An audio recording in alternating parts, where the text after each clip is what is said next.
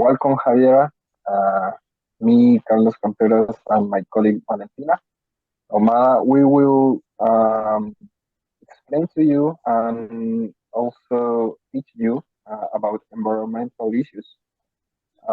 This topic also will be helpful for you in a couple of semesters. So, um, first of all, we need to know what type of uh, environmental issues do you know? Um, Earthquake, is that an environmentally? It's more like an environmental No. catastrophe. Yeah. Um, Global warming? Yes. Could be Um, considered one. yeah. I'm not sure how it's called. As a cause of global warming, when ice melt, like Ice melting. I don't know what it's called, but you understand me. Yeah. All right. So, of those environmental issues, which one do you think that affects our country the most? Uh, Probably for warming. Yeah. All right. Do you know anything about the protection of the environment or how to do it? Um, I don't know that. I don't know that much about it. Okay. We will work on that. And lastly, have you read about environmental issues before? Yes, I remember reading about environmental issues on my first year of the university, and also when I was in high school. All right, perfect. So I will explain a little bit about the environmental issues that we will use as an example for you. First of all, environmental issues are the causes or are caused because of global warming, you said, greenhouse effects, this CO2 that is trapped in the atmosphere, the one of the upper layers of uh, Earth. Here in Chile, for example, we have air pollution. It's really dangerous for us. In the case of Santiago, for example, also we deal with water pollution, which is caused by the contamination of water by many different sources. For example, I don't know, the water that comes from the sewer, and many more. And also, we deal with the deforestation. We are aware that in Chile we deal a lot with deforestation, and forestals are uh, coming strong in our country. So it's the massive disappearance of forests all over the world. In the case of Chile, with many native forests that are replaced by not endemic species. All right, so now we are going to move on into the video we want you to watch. So we are going to watch this video about environmental issues. While you watch the video, please remember to take notes about the information because the next activities will be related to this video, right? Oh, now that you already have seen the video, I want to ask you like a few spare questions about, did you find the video interesting? Yes, I did. I think it was really interesting. Also, I like the fact that while they were saying all those facts, they were showing images about it, so we can do like a contrast of what is actually happening in the world. So yeah. It was easy for you to take notes? Yes, everything was really detailed, so it was more easy for me to take notes. Yeah, because taking notes is one of the metacognitive skills that you can learn through your studying years that can help you to study better. Because one of the reasons that we are doing this class is because we want to teach you about learning skills, because we talk about that in the interview, and the learning skills that we choose were the ones the were towards note taking, and the one that we are going to use on the activity that is related to contextualize through personal experiences. But I'm getting a bit ahead of myself, so let's continue. So now that you watched the video, I want you to do a small exercise about filling the gaps. Here you have statements, for example, a mixture of gases that surrounds any planet, dirty gas from factories, things that you throw away because you don't want them, when the air around the world becomes warmer because of the pollution. And you have to write the exact word for each given definition. You have like 5 minutes to do this because it's not that hard, and you can write on the screen. So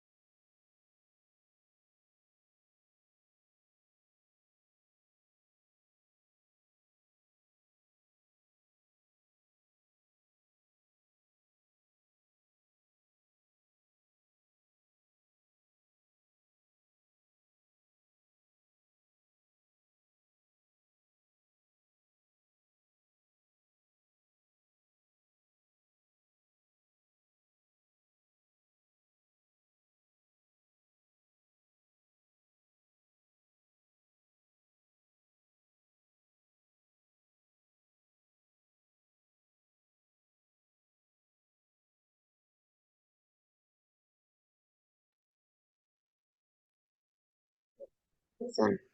I don't think it's right, but I try my best. Don't worry. Well, don't hide it. So we're going to check. And the first one says, a mixture of gases that surrounds any planet, and you write atmosphere. That's right.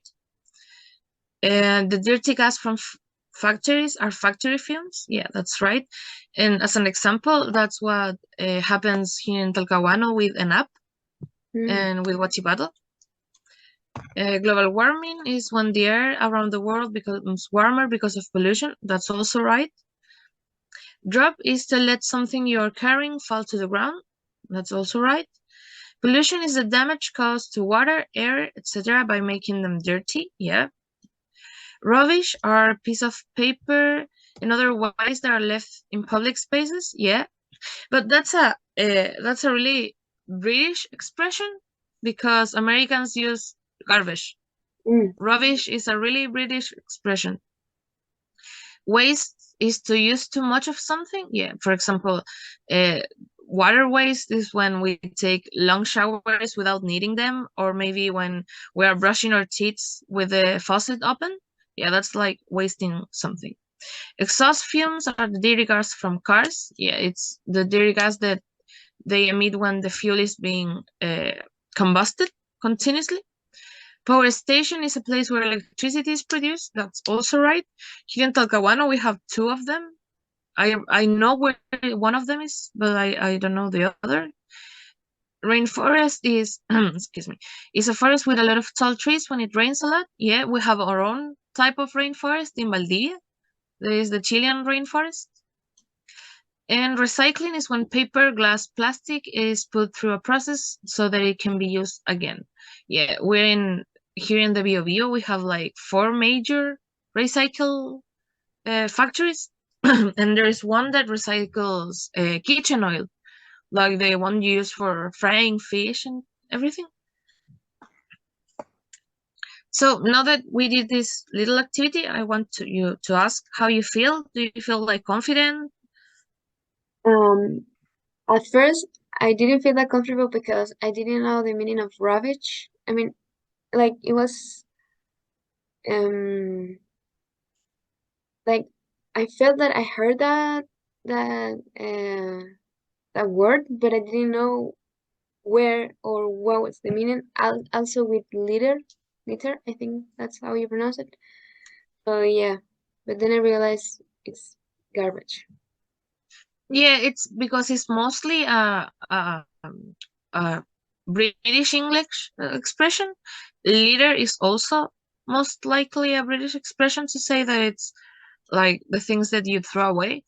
For example, we can use litter to talk about an amount of newborn kittens, like a kitten litter, or cat litter that is the sand that the cats use to go to the toilet. So yeah, it's kind of a tricky one.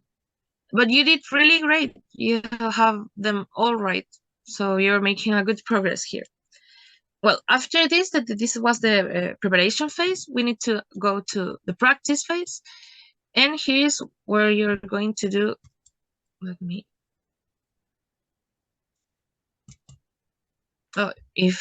I don't know if I can erase the things that you. I think I can. Oh yeah, you did it. Okay, so now let's practice what you have learned.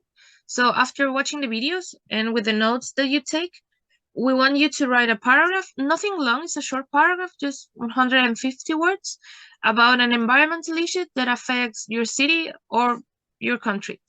This is to make you do real life connections with the subject, because in that way it's easier to feel it relatable to you and to understand it better through the lenses of someone who has lived an experience or knows somewhere close to your home, your country, and that helps you to learn better and to make faster connections about the topics that you don't know, or how to approach them. All right. So we're going to let you write. We need you to write this in a Word document so you can send it to us after, so we can check it together.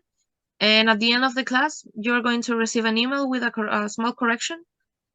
So you can work with that if you need to study or see where were your mistakes and how you can improve from them. Okay. Creo que debería.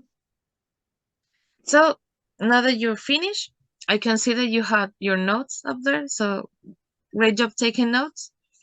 So I want to ask you if you can read what you wrote and explain why you chose that specific part.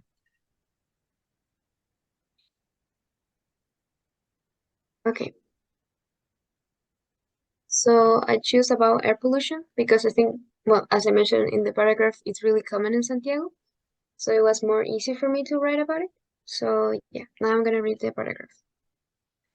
Air pollution is something common in Santiago.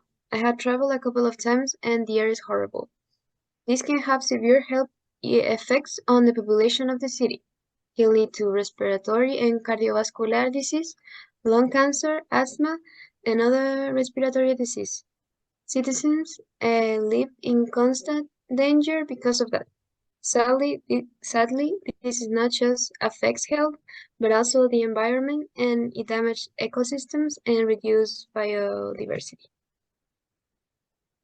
You have like really small like mistakes in grammar that are really common for your level because you're in second year, and even we that we are already in our fourth year fall for these mistakes once in a while. Your structure is really good because you explain the problem, and then you give your opinion and you give examples of what type of disease people can get from air pollution. So I think there is a really strong short paragraph, and you have to brush a little more your writing in terms of grammar, but your writing structure is really well. It's really well done. It helps a lot to take notes beforehand, so you really did a great job taking notes from the video. And now, after this, we're going to go to the final part of the lesson. There is a self-assessment. There is the Google form that we send you. And then we have like a little like conclusion for the class. So now we're back. After that you did the activity, we want you to self-assess yourself instead of us doing it regarding the class and regarding the things you know and how secure you feel about your answers and your knowledge after this class. So we send you a Google form, and remember that there are no wrong answers. This is just a way to check your progress and to give yourself some feedback. So I'm going to stop sharing the screen so you can share while you do the form. This is a self-evaluation form. You don't need to be worried. This is not graded or anything. This is just for you to self-assess yourself, because we believe that sometimes a self-assessment and the perception that you have about your own knowledge is more accurate than what we can assess, because we can only assess what we did in class, but this is going to help you to self-assess your knowledge as a whole. Okay. I'm going to read the questions while you... So the first question is if you learned some new vocabulary or words that you didn't knew. And the second is if it was easier for you to write about the topic because we make relations to the issues that exist near to you. I want you to comment on some of this. For example, in this one, do you feel that it was easier for you? Yes, because I was I knew about air pollution. I have spent my time in Santiago, so I know how things are and I know how things work there. So it was more easy. But if it was like another topic, I think I would be more lost about it. And do you think that you will be able to talk about this in any given context? For example, in a conversation with other people, maybe in another class? Yes, definitely. More now that I know like more things about it, than I used to do. Yeah, and again, this is important because we want to help you, because we know that the few semesters that are ahead are going to be related to this topic because we already passed them. And in our personal experience, it was hard because we didn't have much knowledge about the topic. We have like just small pieces of background knowledge. So we really hope that this class helps you to become better in your few classes. And did you take notes for studying later this? Yes, I did. In a punctuation from 1 to 5, did you feel confident in your writing skills after the activity that we did in class? Totally. You After can the send it. feedback, Do you think that feedback for you was useful? yes, totally. I didn't notice those grammar issues until you tell me.